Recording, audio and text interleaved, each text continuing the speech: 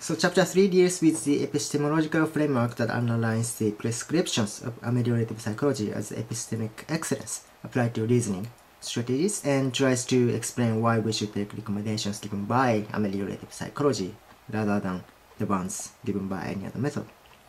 But what counts as epistemic excellence, though? Unfortunately, ameliorative psychologists have not clarified their normative assumptions.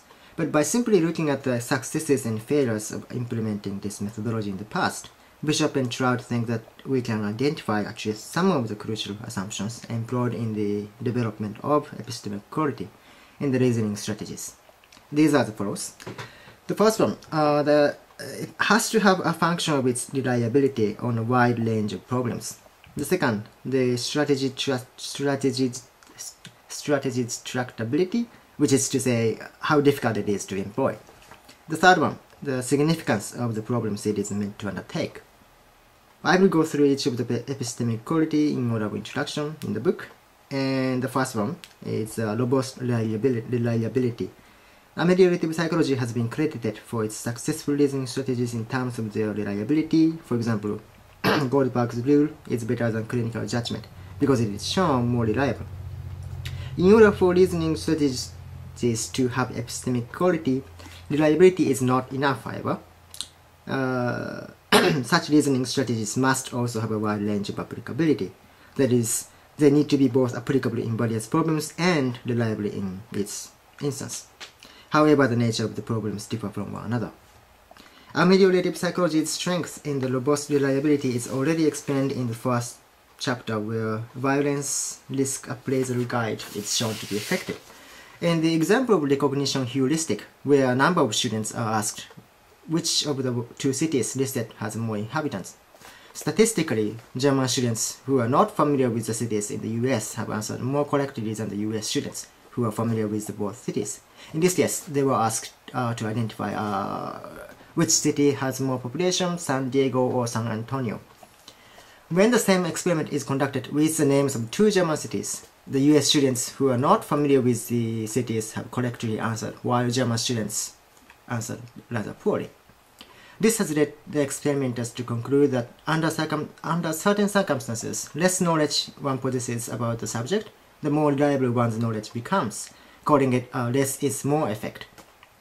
The proponents of this such method argue that when subjects are somewhat ignorant about a specific topic or subject, it allows them to employ the recognition heuristic. That is to say, if S recognizes one of the two objects but not the other, and recognition correlates positively with the criterion, then S can infer that the recognized object has the higher value. That such a conclusion is simply absurd, and one cannot universalize such a method while claiming to produce reliable answers at the same time is clearly obvious. For firstly, what qualifies as a certain circumstance, but a circumstance in which recognition heuristic actually is a viable option, as in the questions like which city is more expensive to live, Tokyo or Osaka, or which city is colder, Hakodate or Sapporo.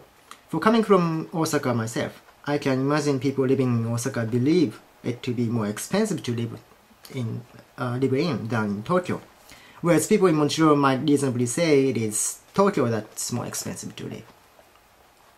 As for the second question, a lot of people in Hakodate believe that their city is on average colder than Sapporo, but I'm fairly sure that if you ask people in Montreal or Los Angeles, they will answer that it is Sapporo, because Sapporo is more recognized worldwide because of beer and stuff. Both questions do very well under this recognition heuristic. But once the question becomes more serious or complicated, such as which city has more thieves, Tokyo or Kanagawa, the recognition heuristic is bound to fail, or at least is not a reliable method of reasoning at all. Apparently, the studies show that the recognition heuristic outperformed other strategies for the 6-month period of study, and even though Bishop and Trout believe that given time we can actually show if heuristic recognition is a better strategy than others, I can make sense of their claim as hardly as I can make sense of the self-proclaimed prophet in the US recently, who claimed that the passing of the laws don't ask, don't tell in the US military is causing the birds to fall collectively on the ground. The point being, both the proponents of recognition heuristic and the self-proclaimed prophet in the US are turning coincidental facts into a causal connection. Further, it is no victory of recognition heuristic to claim that more US students have answered San Antonio is more populated than San Diego. Hence, recognition heuristic proves to be reliable. That it is a risky question to begin with becomes obvious when we know actual population number of both cities. And I did check because it wasn't in the book. According to Wikipedia, as of 2009, San Diego has 1,306,300 inhabitants, and San Antonio has 1,386,202 people, ranking the 8th and the 7th in the entire United States. I can only imagine that at the time of the book's publication, that San Antonio was slightly smaller in terms of population, but nonetheless significantly large enough to appeal to those who are educated. Indeed, at this point, it is nothing more than a guessing game. Tractability deals with the costs and benefits of reasoning, how easily they are applicable to certain problems that normally meet the criteria for the Pratt maximum principle, which says that where the problem is such that no proper model is especially reliable because it is rather random, and where the evidence cues are predictive and where those evidential cues are redundant. Because of the nature of the problems is random, by applying the more predictive evidential cues by taking, for example, by taking the best predictive evidence available, the reasoning method is most reliable than any other chance guesswork. The proponents of this such a fast and frugal reasoning strategy praise this heuristic, that it uses much fewer cues as well as is more reliable than other more costly strategies.